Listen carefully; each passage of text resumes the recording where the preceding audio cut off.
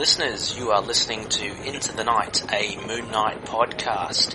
I am your host for tonight, Ray, flying solo, and in episode 34, I have got the steering wheel to the Mooncopter, and I am flying towards two reviews tonight. The first one is from the Hulk magazine, issue 12, Embassy of Fear, as well as a continuation in our modern run of Huston and Finch's Volume 5, Issue 3, which is Part 3 of The Bottom. So, grab your issues, sit back, relax, and get your Khonshu on.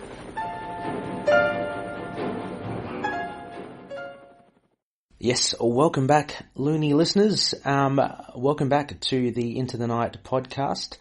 You're with your host, Ray, one third of the High Priests of Khonshu.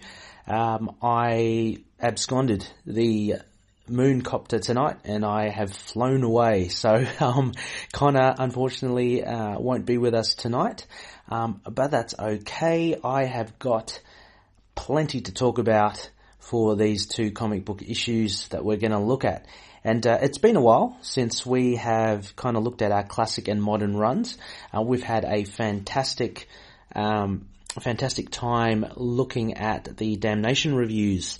So as many of you probably know, we're part of an epic podcast crossover between the likes of Sons of the Dragon, the Immortal Iron Fist podcast, Defenders TV podcast, and Inner Demons, a Ghost Rider podcast. So we've been covering a couple of the issues there, but this week we kind of return to our old format, and that is a classic run. So what we're doing is we generally chart the appearance of Moon Knight from basically go to woe. So we've started at the very beginning, back in 1975, and we are currently up to the Rampaging Hulk magazine, which was, I think, in 1978. I'll have to check that. It will be all featured in the bare bones. So yeah, we're kind of charting his course from the beginning, as well as looking at, just to kind of break it up, a modern run as well. So we have chosen a very popular one amongst loonies. We've chosen Huston and Finch's Volume 5, Moon Knight run, and we're into Part 3 now of The Bottom, which is the first story arc. For the previous parts, I guess you can just check back on our previous episodes. They're in there somewhere.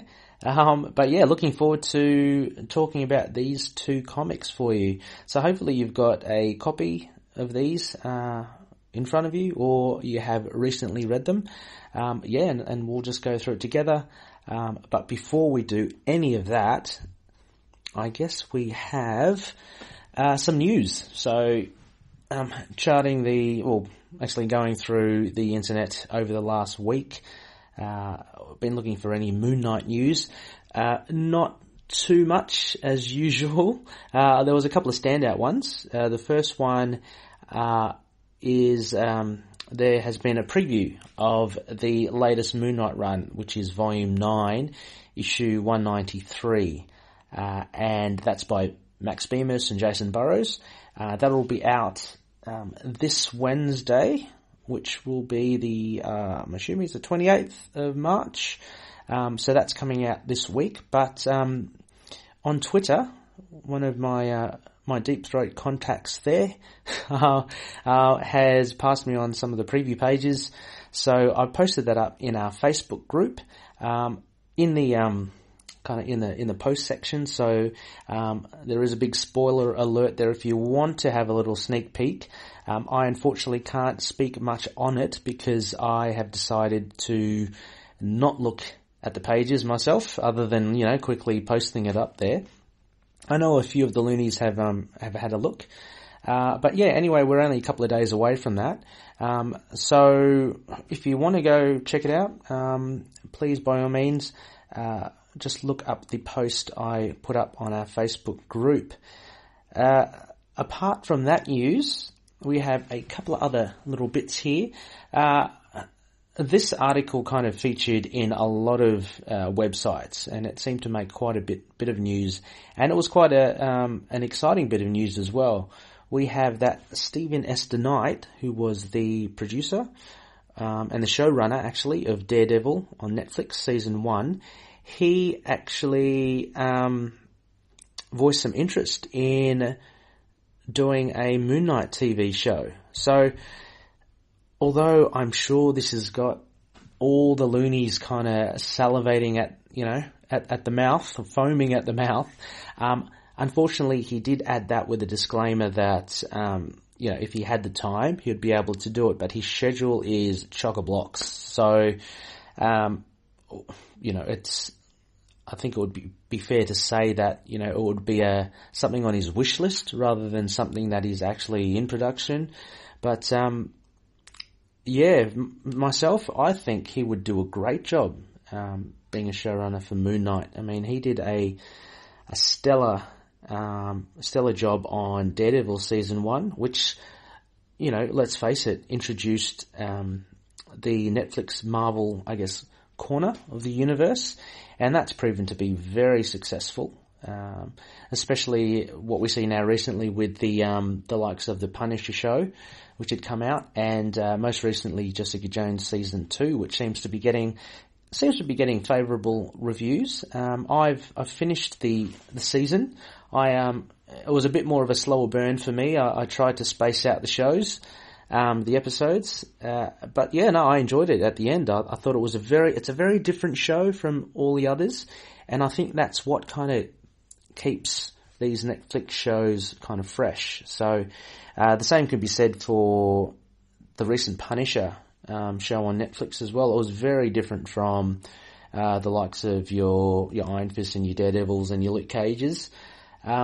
Jessica Jones kind of continued that trend with Season 2. Having said that, Stephen DeKnight would be fantastic as a showrunner for Moon Knight. There's been a lot of also discussions, I guess, within the loony community as well as to how to tackle a Moon Knight show. And there've been great ideas, from the likes of having, 3 or 4 different actors play Mark Spector / Moon Knight / Jake Lockley / Stephen Grant as a take, or you have you really play with that whole mental aspect of how potentially, I guess, could be like a Sixth Sense thing, that you think that these are 4 characters, but you find out at the end that it's just the one. Or I'd like to think there'd be a great opportunity for a horror element to Moon Knight. I mean, I know they've kind of swung that with the upcoming New Mutants film, which they've also done in the latest New Mutants Dead Souls limited series comic books released just recently. But yeah, I can see Moon Knight being, especially with his costume, which is the closest thing to a comic book superhero costume. I think you'd have to say, out of all the 5 Marvel characters showcased on Netflix at the moment, I mean, apart from Iron Fist, which they've consciously veered away from his, how does John from the Defenders TV podcast, the nose picking, high collars, apart from that and his mask, which they've veered away from, Daredevil's kind of the closest thing, but even that is very much kind of like street gear as well. So I think by introducing a horror element to Moon Knight, you can probably get away with, his kind of spectral kind of look and his flowing cape and all. But anyway, so that was big news actually this week. In basically Stephen S. DeKnight saying, yeah, it would be pretty cool to do a show on Moon Knight. As whether or not that's actually going to become a reality with Stephen S. DeKnight, who knows? But, we can only dream. Next on our news item, I only saw this today, and I thought this was pretty cool. Bill Sienkiewicz, he gets an IDW Artifact Edition showcasing his classic Marvel runs on the likes of New Mutants, Moon Knight, and Elektra. So anyway, this is a pretty cool thing to have on the shelf for any fanatical Moon Knight fans, or just Bill Sienkiewicz fans. Actually, his art's just amazing. So it actually goes beyond his work in Moon Knight. But anyway, this new hardcover edition, which is 160 pages, and it's got here 12 inches by 17 inches. It's 125, I'm assuming, US dollars. And it says here BW, so I'm wondering if that means it's all in black and white. I hope not, because his art's great without colour or with colour, but they previewed this website previewed, I believe it's probably the front cover, which shows the New Mutants, and my internet is not working at the moment, but it's a great cover. It shows the New Mutants in their classic garb. Let me just pull it up here. I've got a copy of it. It's called Bill Sienkiewicz's Mutants and Moon Knight. So you'll even have Moon Knight on the title there, which is pretty cool. And it's got what looks like to be the New Mutants. I can see Wolfsbane, Magic. I think it's Talisman. I'm not sure if that's her name. Cannonball and blah blah blah blah. She could be Boom Boom. I really don't know. And it looks like either a monster or warlock in the background. But anyway, it's that's going to be released soon, and it is definitely something worth pursuing if you have an extra $125. So I'll read out also the little blurb for it. So it says, Bill Sienkiewicz is a modern master, having worked on some of Marvel's most iconic comics of the 1980s, Moon Knight, The New Mutants, Elektra, Assassin, and much more. His unique style is unreplicable, yet so many artists have been inspired to emulate him. This collection is filled with some of his finest covers, pin-ups, and exceptional pages. All have been meticulously scanned from the original art and reproduced to the exacting artist's edition standards that have won IDW Publishing 5 highly coveted Eisner Awards to date. So, so I'm not sure what that BW means. I reckon it's most likely not black and white. It's something else. But, there you have it. So, release date, I'm not too sure, but, I will find out, and I'll put in the show notes for you all. And we only have a last couple of news items, which kind of conveniently ties into our podcast crossover. So this past week as well, because I am recording on a Monday night, the past week Damnation 3 was released. Number 3 of the core books written by Donny Cates. That was released, as well as a Damnation tie-in, which was Iron Fist number 78. Now, Moon Knight, of course, for those that are following the event, is featured in Damnation. I was about to say heavily featured, but I'd be kind of leading you astray if I said that. But he is featured in Damnation. So he is in Damnation 3. And that will be actually reviewed by our good mates Chris and Brian from Inner Demons, a Ghost Rider podcast. So highly recommend, if you're listening to this podcast and this is sort of your jam, then be sure to check out Inner Demons, a Ghost Rider podcast. They are Very cool, and of course they cover a very cool character. But yeah, they'll be covering Damnation 3, so we're all actually looking forward to that as well. I know all the hosts from all the podcasts in this podcast crossover are pretty keen to listen to the reviews from each other, and I'm definitely in the same boat with that. Also, as well as I mentioned, there's a Damnation tie-in.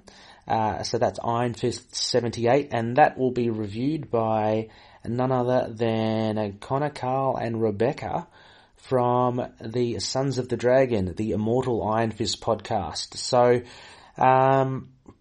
I've got both of them myself, and look, Moon Knight isn't in the Iron Fist issue 78, but I thought I'd just throw it in there anyway because it is a Damnation tie-in.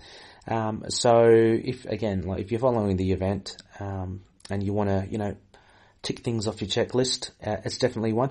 Again, look, I'm not going to get into the reviews for both of them because I'm sure, Sons of the Dragon and Inner Demons will do a fantastic job with that.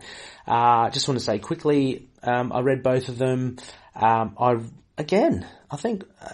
really enjoying more the tie-in books than the core book itself. So, if anything though, the issue 3 does ramp up a bit. So no spoilers. You'll have to listen to the Ghost Rider podcast. So I enjoyed how that ramped up, but we've only got one more of the core books left to go. So, it'll be interesting to see how they wrap that up. So, loonies, hang on. Let me just grab a bit of this moon water. That's better. Alright, loonies. So, that's pretty much the news for this week. And again, as always, I'll post this up, as show notes, for you to peruse at your own discretion. Now, I think without any further ado, I think it's time for me to chuck this thing in overdrive and go over the moon.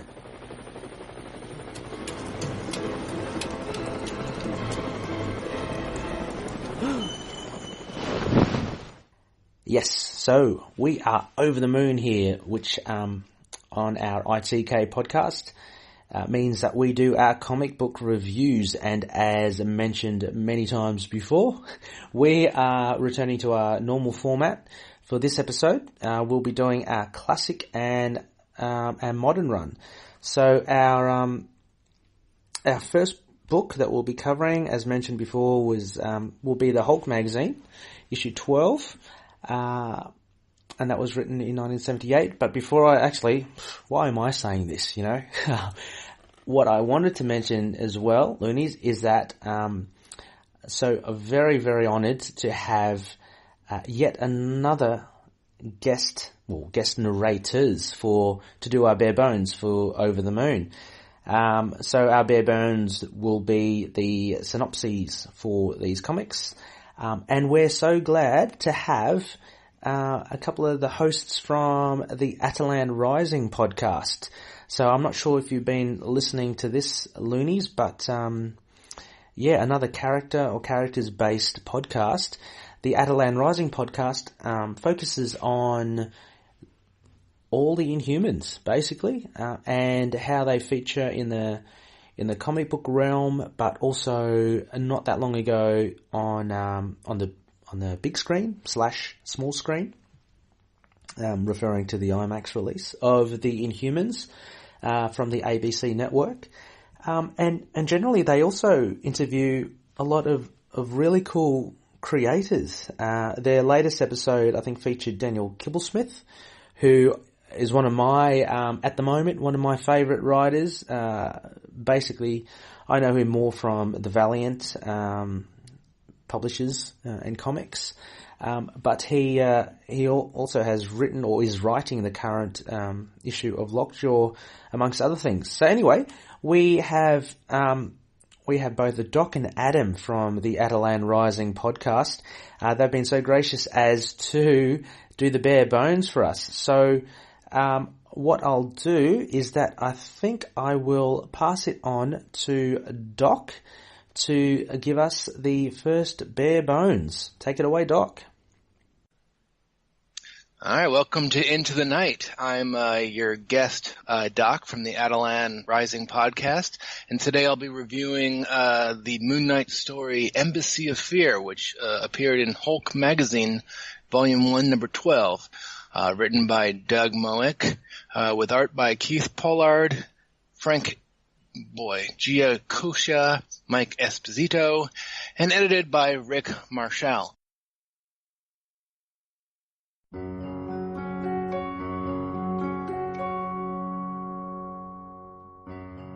So in this story, Moon Knight crashes into the Luxor mansion.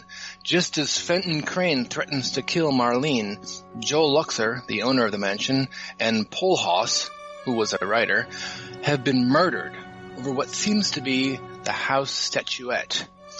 Fenton Crane, insane with ambition, waves a blunderbuss demanding to know where the statuette is hidden. Moon Knight hurls the Tritium at Crane, and it finds its mark, with the Tritium lodging the trigger. Moon Knight springs into action, physically outmatched and shaken by the fists of Khonshu. Crane grabs anything close and lashes onto a jade idol, which he attempts to bludgeon Moon Knight with.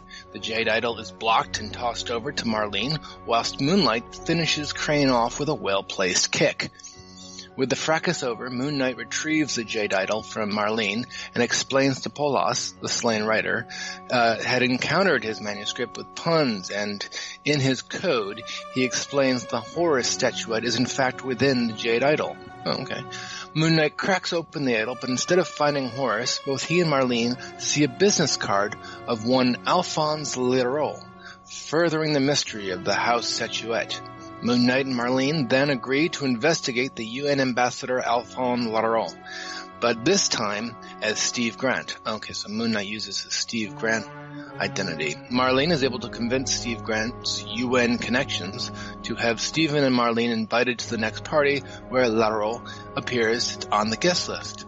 Before long, they find themselves at the French embassy at a lavish gathering. After the two spot Leroux, a quick plan is made, beginning with Marlene skillfully catching the eye of Leroux. Oh, so she uses her feminine wiles. They soon engage in some light banter, allowing Leroux to drop his guard. With the groundwork set, Stephen Grant then enacts the next part of their plan and interrupts the two, allowing Marlene to introduce Grant to Leroux.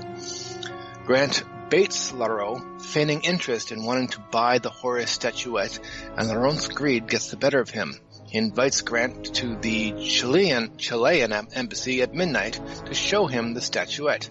Spotting a few of Leroux's colleagues and recognizing them as less suited dignitaries, but more like Granilla. Oh, okay.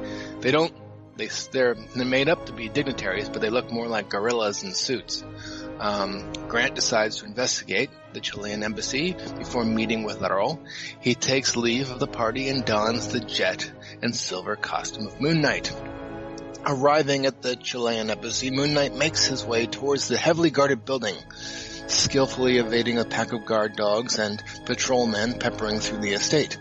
He enters the building and shortly after finds Leroux in a room on the phone. As Moon Knight listens in the shadows, Leroux's intent is nefarious, to say the least.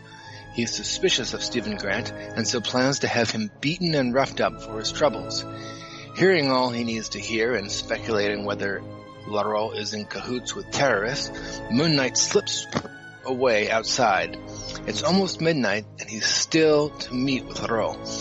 Moon Knight would need to change out of his costume soon.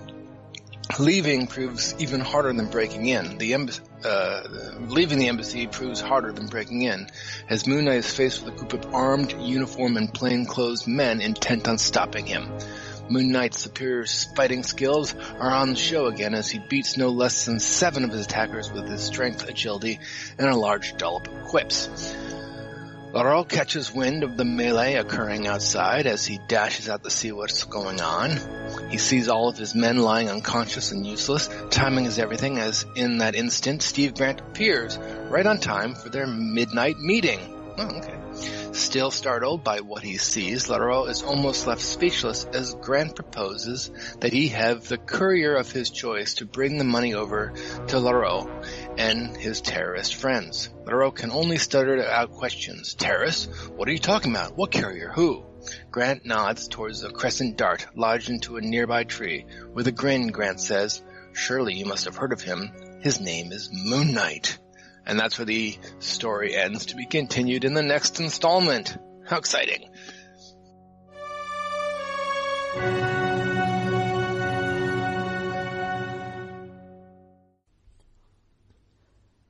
Thank you. Thank you so much, Doc. That was Doc from Attilan Rising, which is basically the Inhumans podcast. Also, the Inhumans podcast, Attilan Rising, is a member of the collective, and some of you may know or may have noticed that we do have the collective moniker at the bottom of our blog sites and our pages.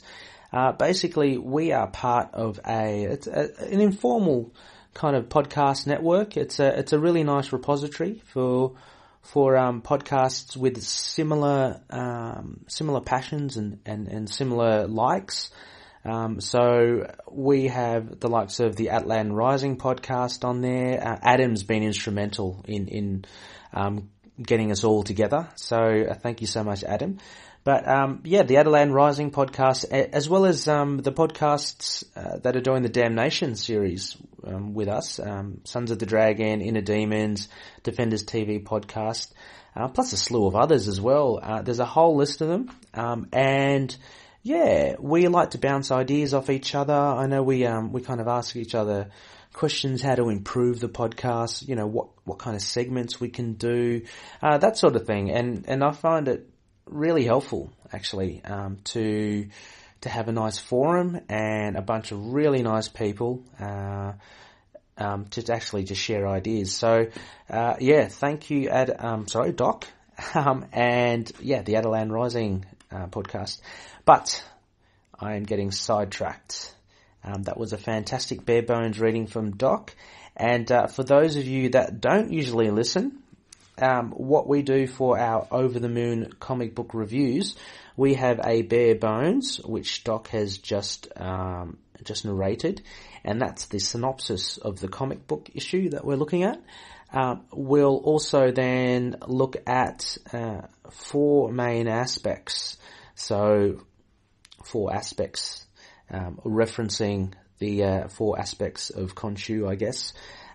So we have 4 main aspects, which are the 4 main themes or the main points to the issue, followed by any particular notes, which are basically just observations, or just nice, funny references or interesting references. And then what I'll do is that I'll give it our, I was about to say our patented, but it's not really. I'll give it our Crescent Dart ratings out of 5. So there you go. Let's get into it. So as mentioned in the bare bones, we've got quite an exciting issue here, and the first aspect that I thought was quite interesting in this issue was the use of the Stephen Grant persona. So, again, here by Doug Mensch, we have more of a focus on Stephen Grant, and of course Moon Knight, when he's dressed up in his Moon Knight costume. But it's Stephen Grant that actually drives the story along and actually drives Mark Spector's investigation into trying to find the Horus statue, which has eluded him for a while, and try to get to the source of, I guess, what all this, how all this makes sense. Basically, there are a lot of moving parts to this story by Doug Mensch, a lot of characters to kind of remember, and there's kind of how can I say it? There's kind of a lot of twists and turns in it. So the first few parts to this were kind of confusing, I thought, because you were trying to find out, say, who the assassin worked for. He kind of didn't work for who you thought. But then who had the Jade Idol, who has the horror statue. It all gets a bit kind of convoluted with all these characters. So anyway, with this issue, things start to get a lot clearer. We're introduced to another character as well, but thankfully we do finally see where the horror statue is. So that's it kind of solves that mystery. And you know, after reading it a few times and the previous parts a few times as well, you start to put the pieces of the puzzle together and how everyone fits in. Like, you know, like Polhouse, the reporter. I mean, the way that the story is structured, you know, he writes this article or this encrypted message which talks of the Jade Idol. And we'll get on to the next aspect as well. The Jade Idol is actually a red herring in the sense that we're led to believe that the horror statue is within the Jade Idol. Well, that's what Moon Knight thinks. And again, Doug Mensch gives us another twist in which we see relatively early on, I guess the first act of this issue, we see when Moon Knight attacks, what's his name, Fenton Crane, a very cool name.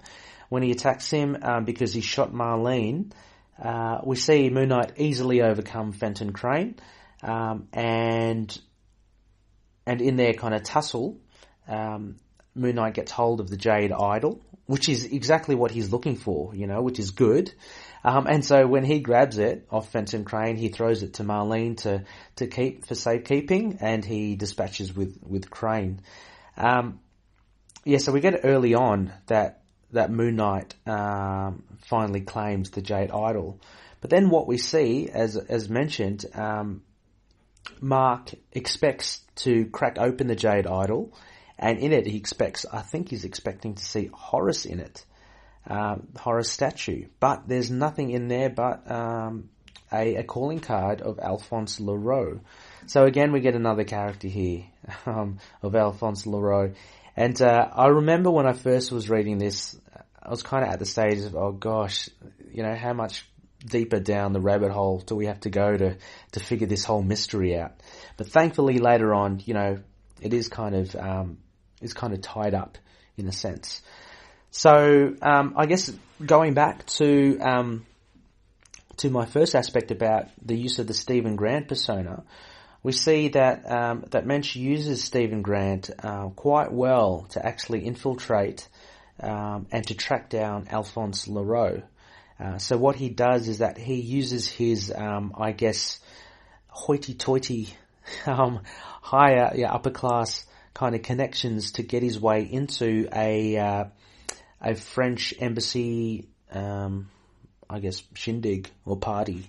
And he finds out that Alphonse Leroux will be there, so he will be able to, I guess, question and I guess find out where the horror statue is, which is what we've been looking for from the get-go, right? So from the last two issues till now. And this kind of leads me also into my third aspect. I'm kind of going through them pretty quickly. So the first one was the Stephen Grant persona. The second one was the Jade Idol, being a bit of a red herring, and the introduction of Alphonse Leroux was calling card in the Jade Idol. And the third one I wanted to mention is, and I found this pretty cool, is the tag team. I guess the tag team between Stephen Grant and Marlene. We've seen this before, albeit in a later issue. I mean, this could very much be the first iteration, but I love it how Stephen Grant / Mark Spector and Marlene work together when they're on a job or on a case, and they seem to do it quite well, regardless of the situation. So in this situation, they go to the French embassy on the Thursday night, which is I don't know what it is. It's like a gala event or what have you. So there's Alphonse Leroux, who happens to be the Chilean ambassador. So he's there, plus a whole lot of, upper class or very important people. In one of the page 45 of the comic, there you see an establishing shot of the French embassy party, and you see Mark and Marlene in the center. Mark, funnily enough, has blonde hair there. There's been some problems. A couple of times Mark is depicted with blonde hair. But anyway, they're at this very fancy party, and you see people with lavish necklaces and evening gowns, and you see even a fellow there at the foreground. Looks like he's some sort of military person with he's got all the regalia there. So anyway, Stephen Grant and Marlene are at this party, and they do their tag team. What I was referencing before as well was that we did an Over the Moon comic book review on, it was a Mike Benson story with art by Mike Deodato Jr. And it was that one shot with with Moon Knight fighting Jack Russell, a werewolf. And anyway, in that scenario, I believe it was Mark, or it could have well been Stephen as well. They actually go to a bar called the Lupine, and they do their tag team there, the investigative work. So that kind of reminded me of this situation here, where they really do work well. I mean, Marlene uses her feminine wiles, I guess, to grab the attention of Alphonse Leroux. She even actually uses her injury, which she has an arm in a sling, after she was shot by Fenton Crane at the end of the previous issue. She even uses her sling as a tool to actually grab Alphonse Leroux's attention. Anyway, so she's picking it up, some punch, and she clumsily, drops it, and they get to talking. And so she kind of butters him up, so to speak. And when his kind of guard's down, she introduces him to Stephen Grant. So by that way, they both kind of zero in on their target.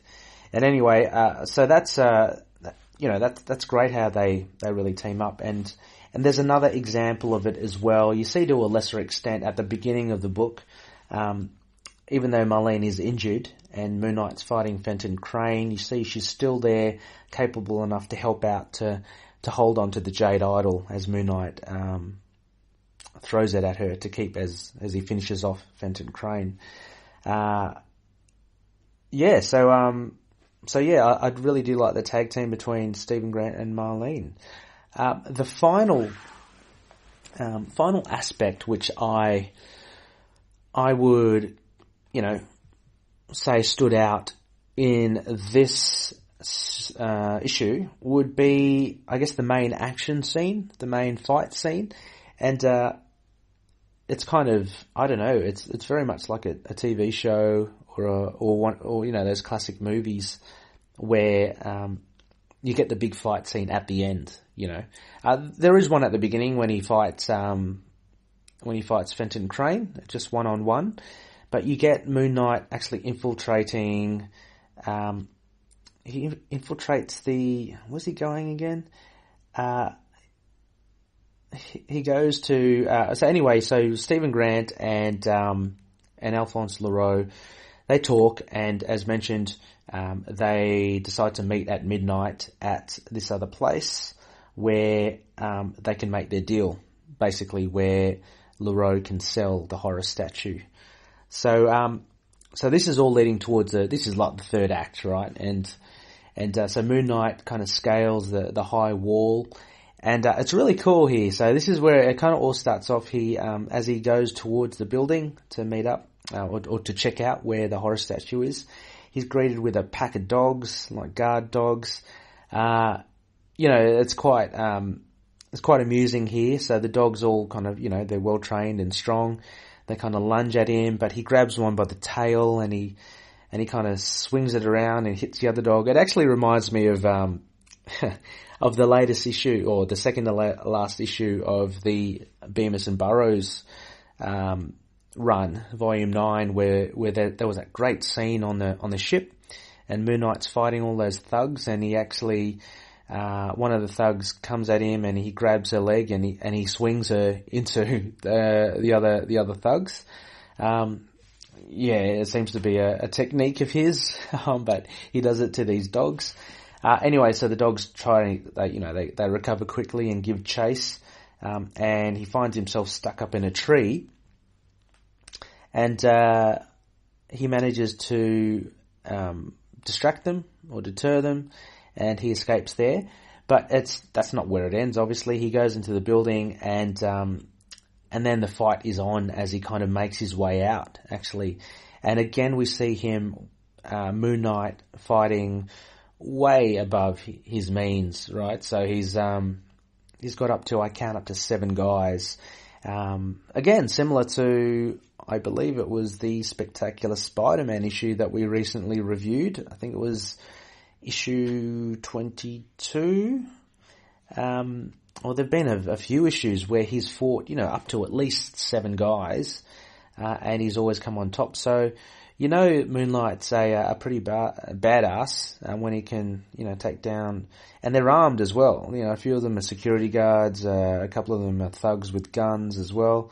But he makes, short work of all of them. So, that was a whole heap of fun, I thought, as well. And you also get one panel actually shows his dexterity, which is that great technique in comic book art where you see a path of his body movements. So you see like 4 versions of Moon Knight as he jumps and kind of somersaults and then leaps. Those were the 4 main aspects of it. And as the synopsis said, it ends with Stephen Grant, or Moon Knight changing quickly into Stephen Grant before Alphonse Leroux knows what's happened, and he sees his dogs kind of cornered behind in the cage, and he sees all his men unconscious on the ground. And in walks Stephen Grant in his tuxedo, and he basically has a proposition for Alphonse Leroux, and he says, look, and he actually is a bit cheeky here as well. He actually lets on that he knows a lot more than what Alphonse Leroux thought he did.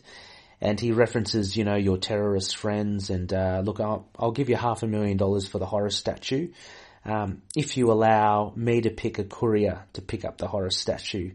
And the courier is none other than, of course, Moon Knight. So, for me, it was a pretty tight issue.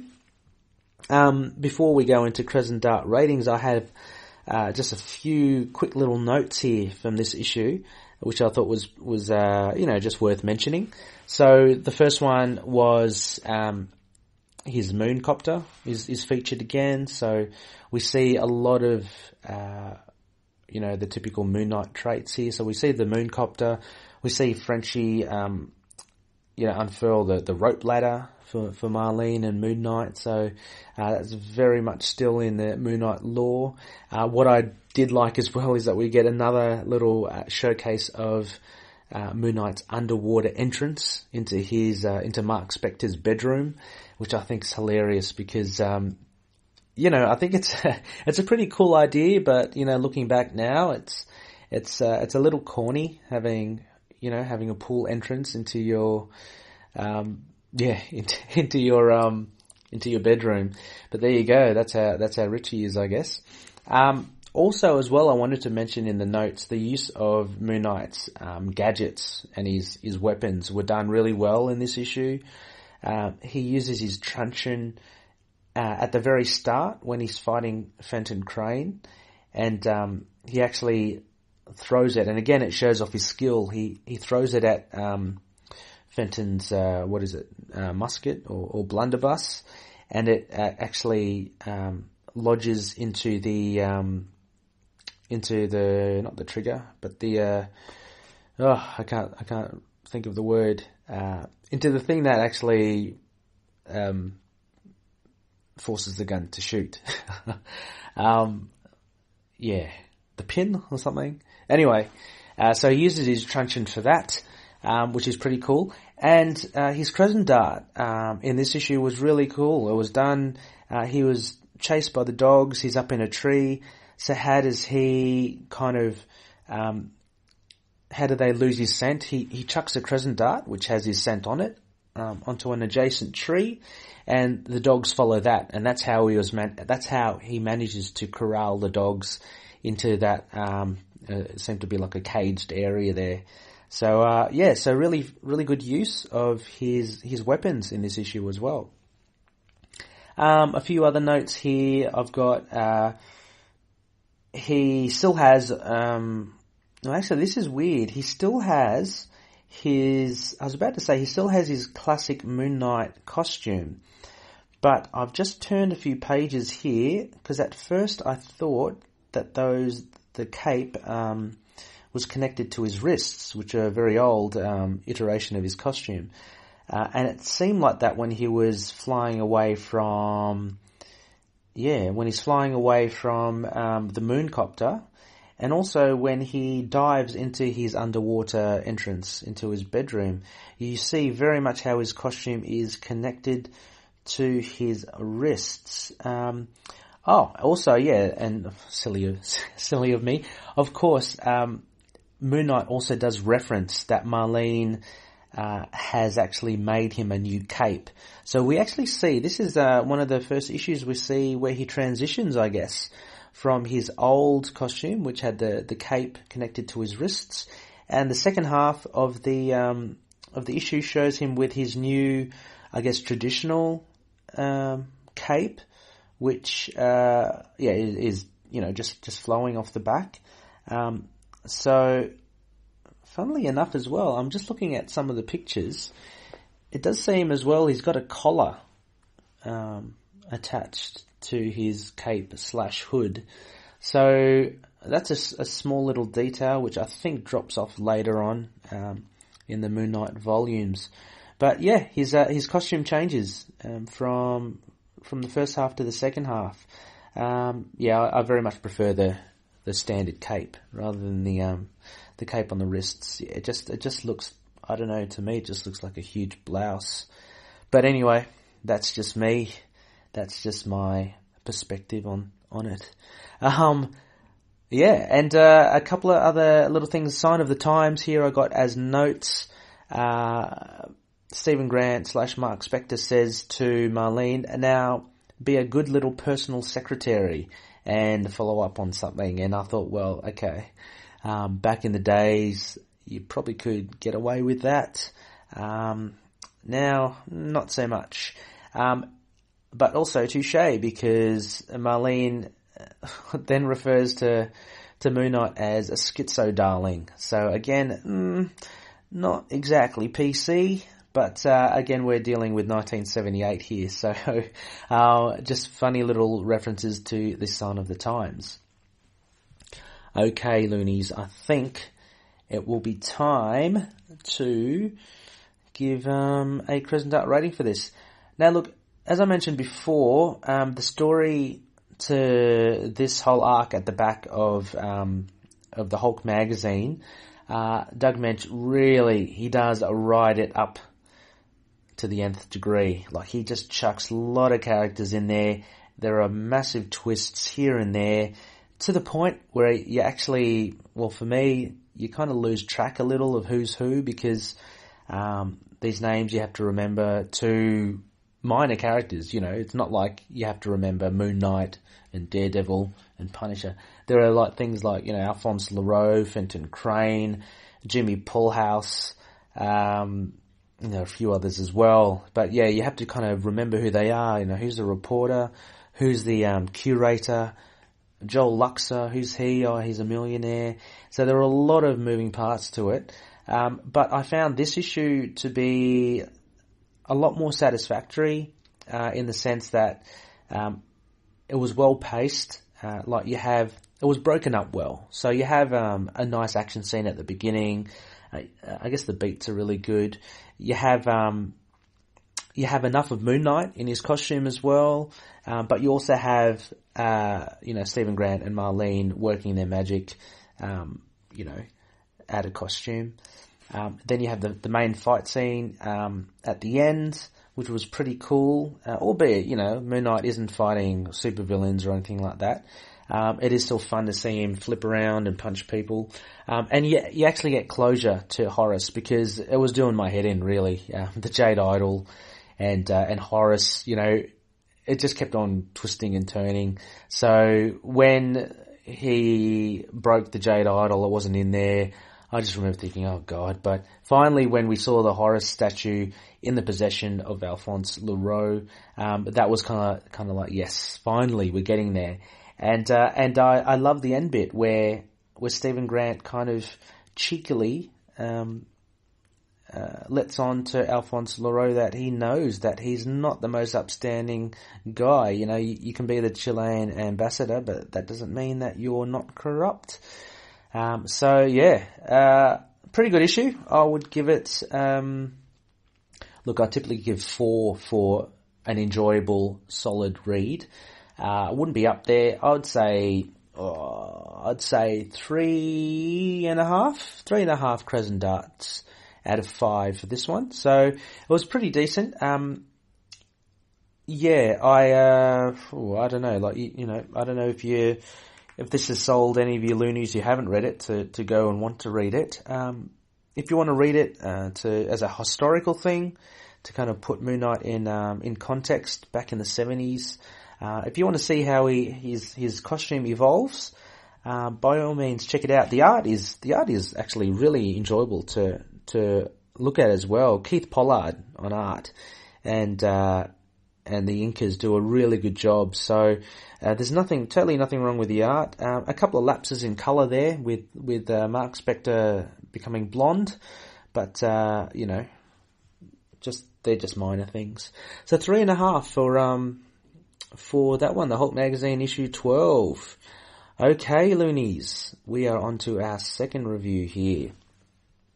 And what we have here now is our modern run, and I'd like to throw it to one of the other guys, Adam, from Attilan Rising, the Inhumans podcast, and he has the bare bones for, this is a treat, we've got Moon Knight Volume 5, Issue 3, so please, Adam, can you take it away? Hi, I'm Adam, I'm also from the Attilan Rising podcast. And this issue of Moon Knight comes from Volume 5, Issue 3, The Bottom, Part 3 of 6, To the Bone. It was released in August 2006. The writer was Charles Huston, artist David Finch, inkers Danny Mickey, Victor Olazaba, and Alan Martinez. The colours were done by Frank D'Amata. Letters were done by Virtual Calligraphy's Joe Caramagna. The editor was Corey Sedelmeyer and Axel Alonso.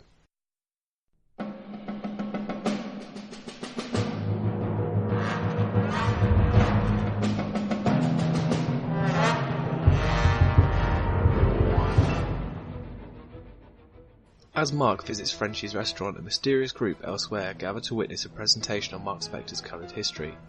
Spector's career in the Marines, his dishonourable discharge and his ultimate move into the private sector as a mercenary are highlighted and shown to the group. The presentation is soon taken over by a shadowy figure known as a profile, who then goes into meticulous detail of Spector's history of Bushmen and Frenchie in the Egyptian desert.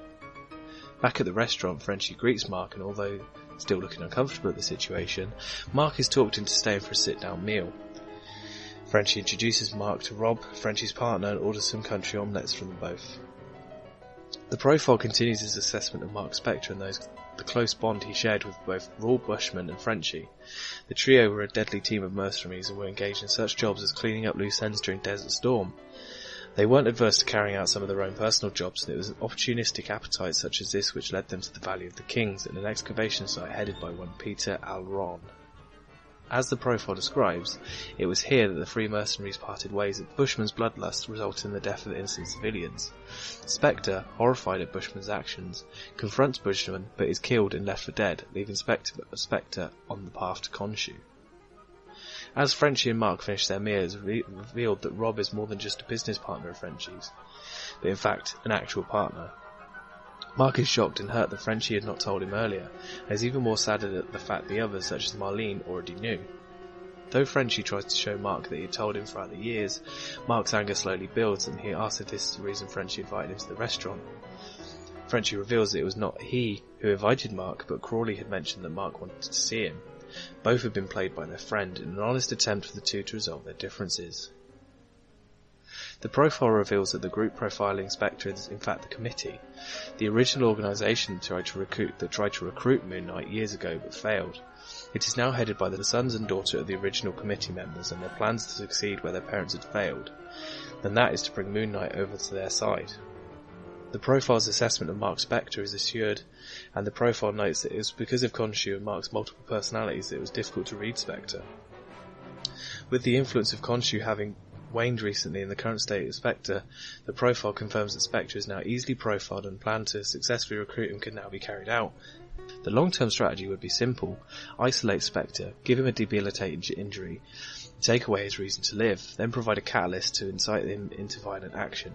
With the committee having already isolated Spectre from his friends and having already contracted Bushman to confront Moon Knight, which leads to Spectre's broken legs and drug dependency, all that is left is to provide a catalyst for Moon Knight to return and enter the fold of the committee.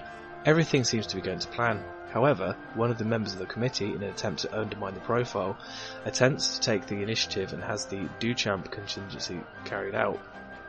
With the rest of the committee unaware of his actions, the Duchamp contingency involves the neutralization of the Frenchie Duchamp, to eliminate any risk of him as a threat. The contingency is ill-timed, and as the profile points out, by doing so has changed the course of their long-term strategy. Instead of Moon Knight potentially being recruited into the committee, the act of Frenchie being beaten up to an inch of his life has given Spectre a reason to live again, other than the one the committee had planned to give him. As the profile points out, Spectre is resurrected once again by Khonshu, and reminded again what he loves doing. The committee's long-awaited laid-out plan in effect has been unravelled by the committee members' careless action, and the contingency T is then activated. To the profile's dismay, the rest of the committee members bring in the Taskmaster, and after dispatching the careless member who ruined their plans with 2 pens as deadly projectiles, Taskmaster is ready and raring to kill Spectre.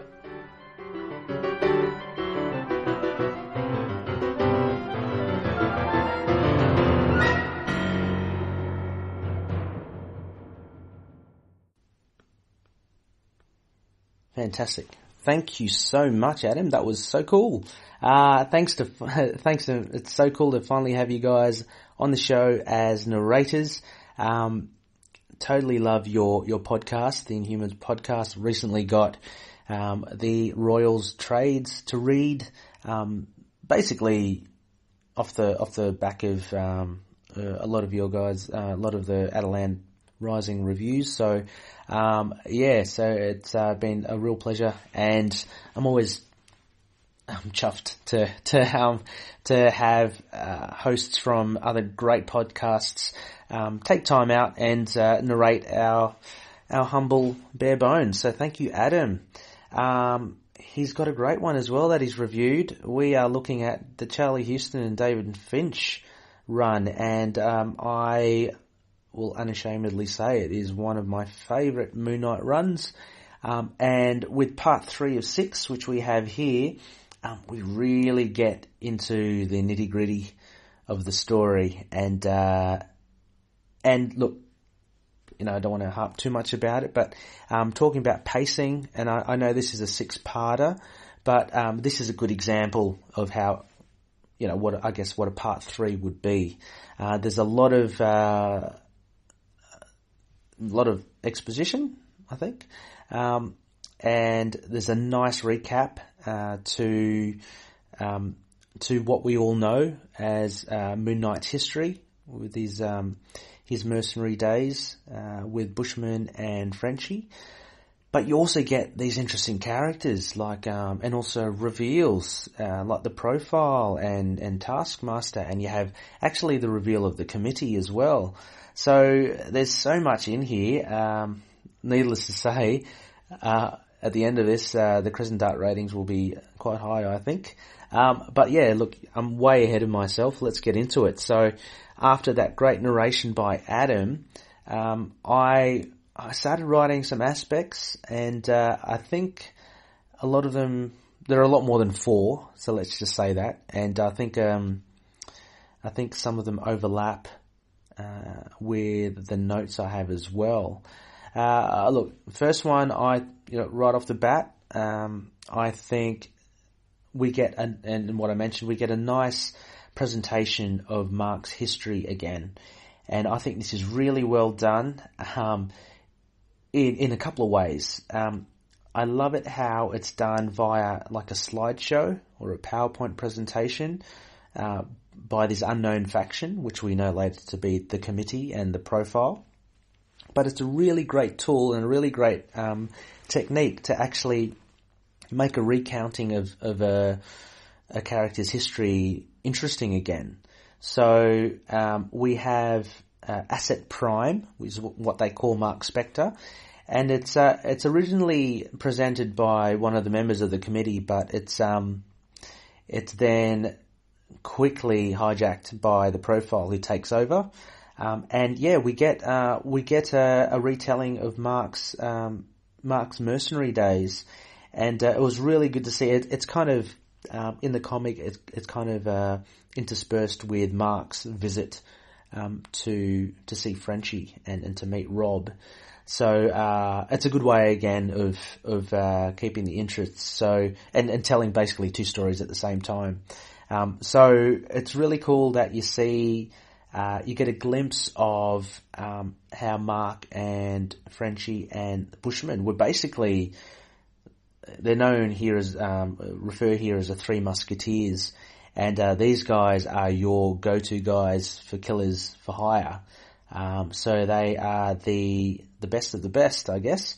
And yeah, it just recounts their travels to the Valley of the Kings, the tomb of King Seti II. You know, how they meet Marlene and her dad, Peter Elrain the Senior. But yeah, I think it's a really good way that what Huston has done to integrate this history into this issue without, as I mentioned before, without making it yet another retelling. And you know, it's because there's only so much you can do that, right, before it gets a little boring. Funnily enough, Lemire did that as well in the second to latest volume 8, and he managed to make it really interesting as well by focusing on, I guess, the smaller aspects of that event as well. Like he focused in on Bushman and Mark's, I guess, relationship and how they kind of how their ideals and morals kind of conflicted. So Lemire did a very clever thing, and he focused on other aspects of the history and origin of Mark. This is pretty much a straight out telling of it, but as mentioned, it's actually what Huston also does is he integrates the profiling as well into the origins. So that gives it a bit of an extra dynamic to it. So yeah, the first aspect I would totally give to Mark's history, presented all throughout the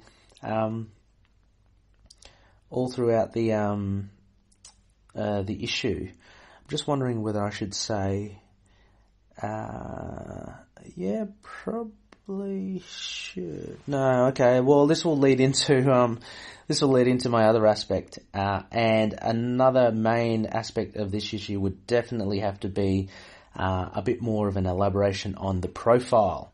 So again, a very mysterious contractor. You see, he works for the committee, and as he actually presents Mark's history to them. What was very interesting was that he pinpoints that point where Mark meets someone in the temple, and we know it's Khonshu. Up until that point, the profile says that Mark can easily be profiled. Like, you know, everything's travelling along well. Things that you expect him to do, he'd do. He's very readable in that sense. The profile says once this thing happens in the temple, it blurs Spector's profile. It adds an X factor to Spector's predictability, and the profile refers to it as an extra dimensional entity. So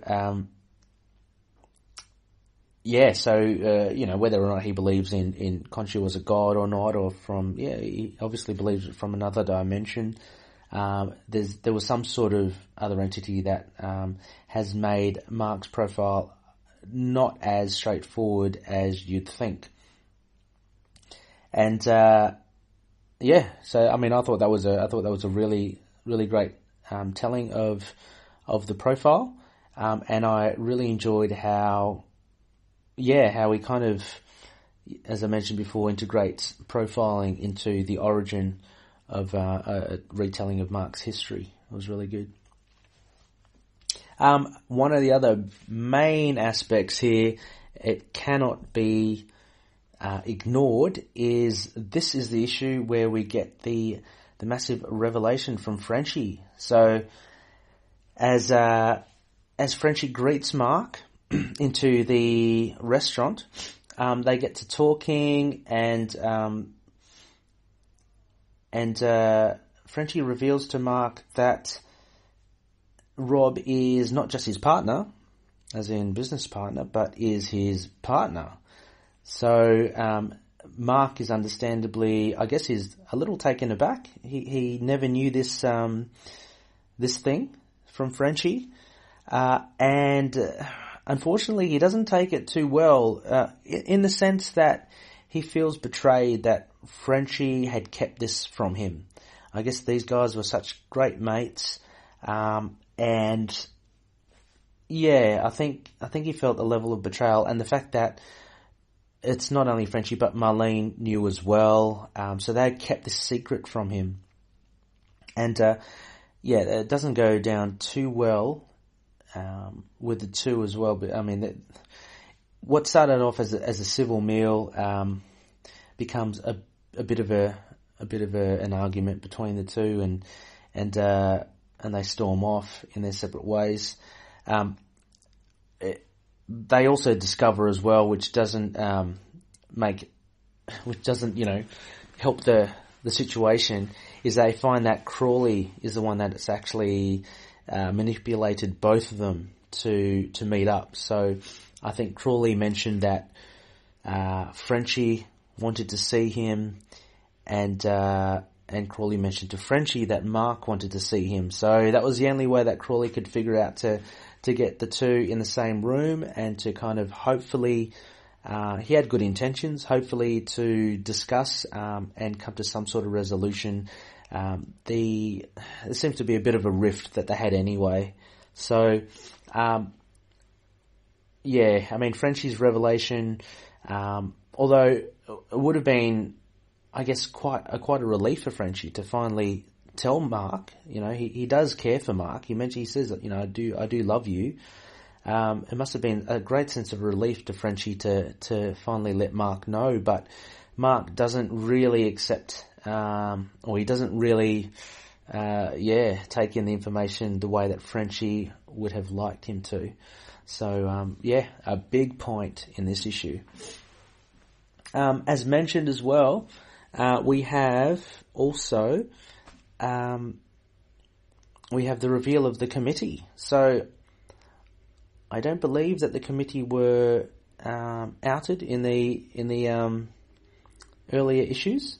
We just saw a gentleman approach the profile to bring him in, and it's this first issue here that we get the sense that this is the second generation, I guess, of the committee. So a lot of the sons and daughters are carrying on the ideals that their parents had in the committee, which was always kind of a very, I don't think it was too well thought out, the committee. It was like I believe it was one of the interviews I listened with, I think it was Doug Mensch or Bill Sienkiewicz. I think it was Doug Mensch.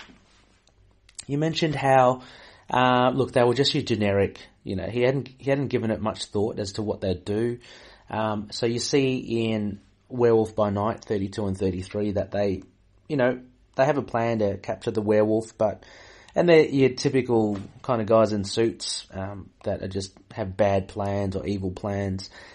So they were not much of compared to Hydra and And like AIM, even the Secret Empire, they didn't have much to them. But I like how Houston reintroduces them here alongside the profile. So we have one of the classic villains or adversaries of Moon Knight, coupled with a very new creation by Charlie Houston, and I think they work really well.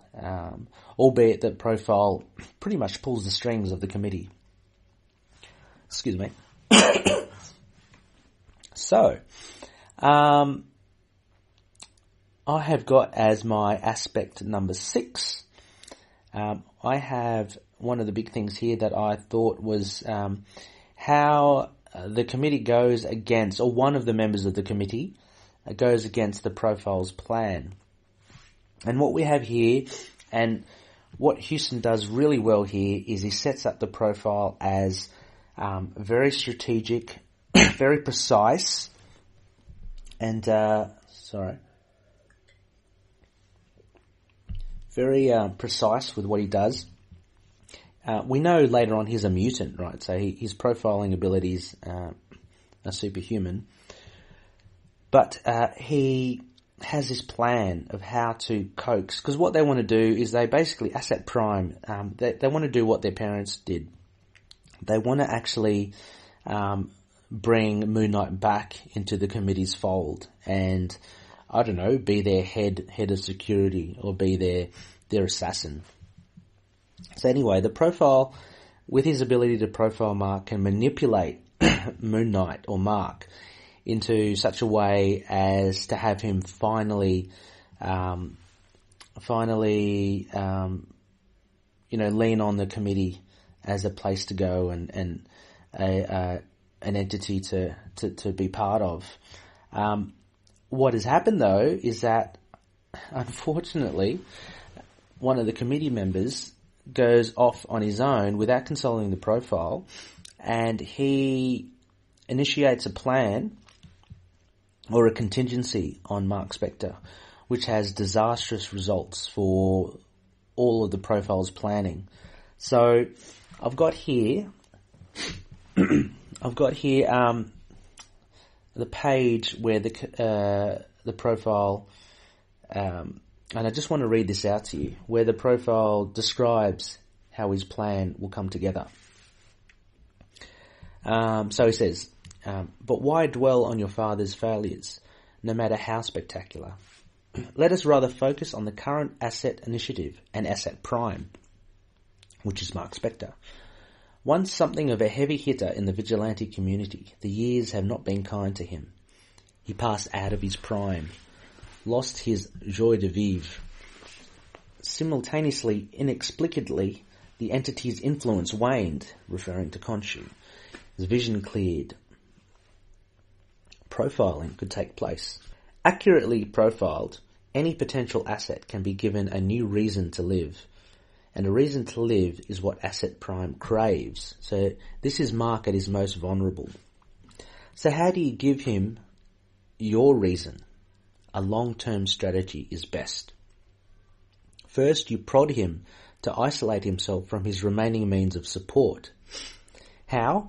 Hire a nemesis. Arrange a debilitating injury. That will do the trick. Self-pity and chemical dependence set in. Never healthy for an aging athlete's self-worth and interpersonal relationships. Let him stew in those juices for a good long time. 2 years will do. So we see here that the profile and the committee have actually executed this to Mark. And it gives a sense of connection to his encounter with Bushman. It's all been premeditated. It's all been part of a bigger plan.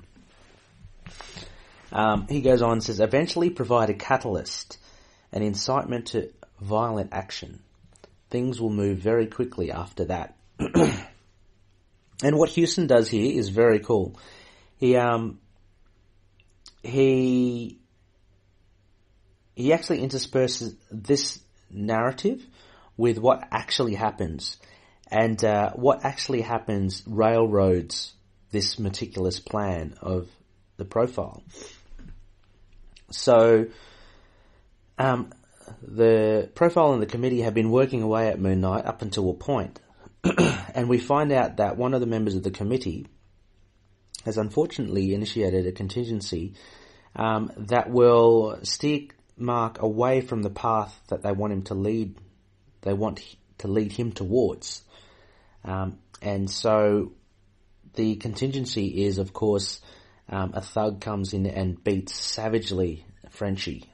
He knocks out his partner Rob, and he beats Frenchie with his own prosthetic legs. This, of course,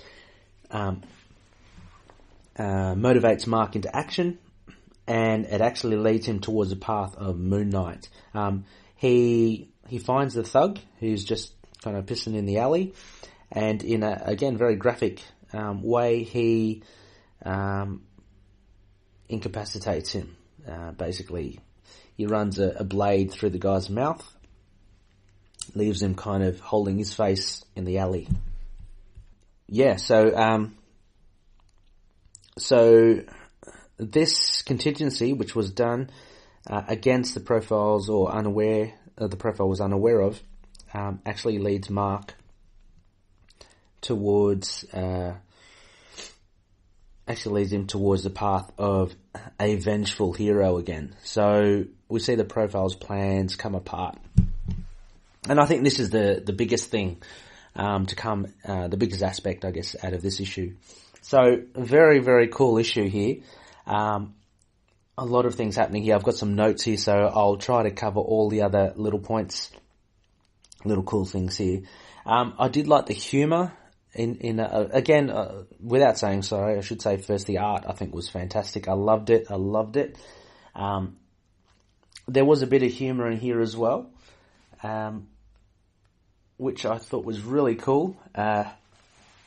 So to kind of break the tension a bit, there's a little page here where the profile predicts the reactions of all the committee members, and he gets it right. What does he say? He says, within seconds of my finishing this statement, you will reach for a pack of cigarettes you no longer smoke. You will say humph. You will nervously pick your nose, and you will arch your eyebrow at me in a rather provocative manner.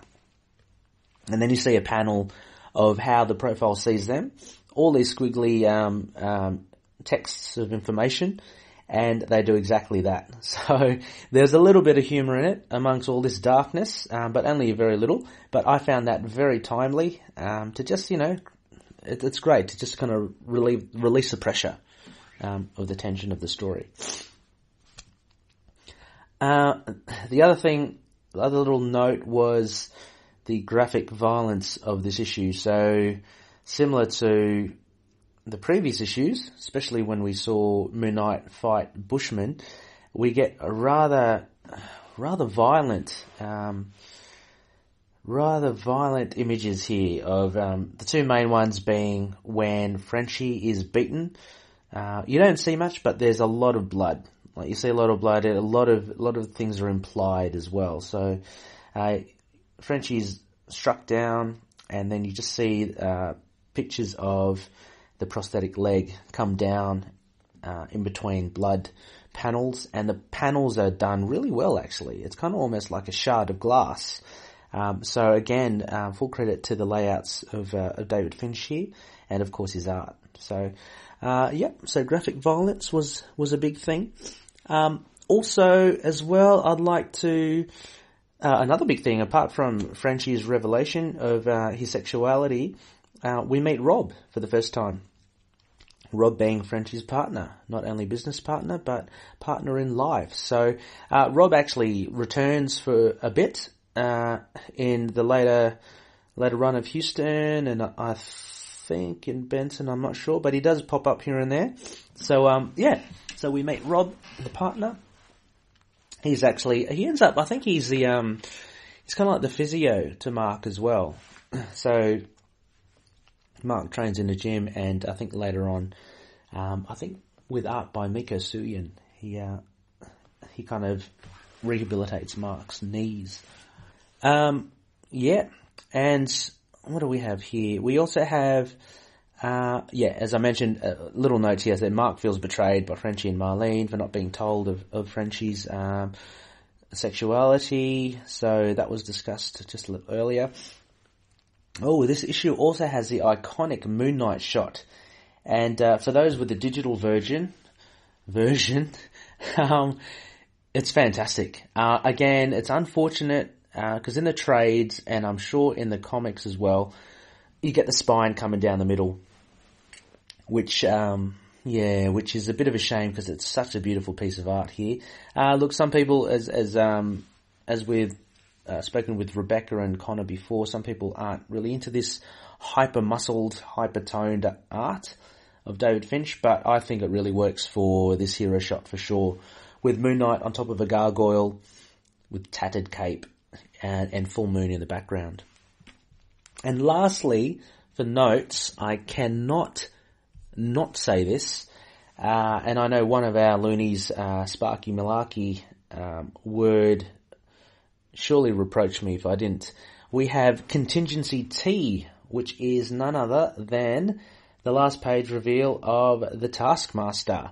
So this, again, for me, this kind of really goes up a gear in this issue because you now have this sense of an impending collision course between Moon Knight and Taskmaster, who, let's face it, is an awesome villain, or anti-hero, depending on how you see him. But he dispatches the committee member that was foolish enough to go against Profile's planning, and he ends up with 2 ballpoint pens in the eyes. Well, they could be fountain pens, I don't know. Whichever is the sharper object. And he meets a grisly death, yet more graphic violence. And then we see, as he is slumped on the desk, blood everywhere, we see Tasky. And he, it looks very similar to Moon Knight in the fact that he's got the hood and he has the cape as well. But we all know he is a master of all forms of hand-to-hand combat. He can emulate anyone's fighting style. And I think later on, this is where we hear that he's not really keen on taking on Moon Knight's fighting style because Moon Knight just prefers to take the blow rather than defend himself. So anyway, that leads us to issue 4, and that will be for our next review. So very exciting stuff there. And that concludes issue 3. So I guess I better go into Crescent Dart ratings. Well, I would have to give this, I'd have a good 4.5 Crescent Dart ratings out of 5. You know, this for me is right up there with a lot of the best Moon Knight issues on offer. I am a sucker for the art. I like the balance of violence and action, of exposition, but also of a little bit of humor as well. This is a big issue, like where Frenchie comes out basically, and we get the committee back, but we really see the inner workings of the Profile, and the Profile is a very interesting villain. So definitely, I would really like to see him back in some form, either in Max Bemis's run or a later volume down the track. But very good. 4.5 Crescent Dart ratings. I highly urge you, loonies who haven't read it. It's available on digital, Marvel Unlimited as well. The trades, if you can get your hands on the trades, and of course in floppies or single issues. Highly recommend it. It is a fantastic read and really a pretty to look at. So there you go, loonies. With Ray here in the cockpit of the Mooncopter. I've gone through a classic and modern run for you. I hope you've enjoyed it. It was actually a lot of fun talking. Sorry for the, I got a bit of a hairy throat there. I think it was just talking non-stop has kind of worn my throat out. But, no, thank you so much for listening. And before I sign off, of course, next phase, we have a doozy for you, loonies. Next phase, and it is an extra long weekend for us over here with Easter coming up. next phase, we will have 2 big issues. So we will have a Damnation tie-in review, which will be the Scarlet Spider, issue 16, and we'll hopefully have again some special guests on the show to help us review and discuss that tie-in book for Damnation. Looking forward to that. That comes out this Wednesday. And also, oh my gosh, we've got Moon Knight Volume 9, issue 193, the last part to Crazy Runs in the Family. That's coming out this week as well. So plenty to talk about. And I've discussed this with Connor before I took off in the copter. And I think since these are 2 really big issues, they're going to have to be standalone episodes. So keep your eyes out. We might, they might not run for hours on end, or they might, but we'll hopefully release 2 separate episodes, one for each of the comic book issues released this week. So they're pretty big. The last part to Crazy Runs in the Family, that will kind of wrap up that first arc, and of course Damnation, our continuing our podcast crossover with the other guys. So stay tuned for that. With our SPECTOR-CALL, which is our shout-out section, again, I would love to thank Doc and Adam from the Attilan Rising Podcast. Thank you so much for your narration. I'm sure Connor as well, he thanks you so much as well. Thousands of feet below as I fly high in the copter. Yeah, no, really great. Thank you so much. And you can catch these guys on any good podcast catches. I check them out on Apple Podcasts or Stitcher or Overcast, but they're on all these other ones as well. And their website is www.attilanrising.com. So Attilan, Attilan, rising, all one word, .com.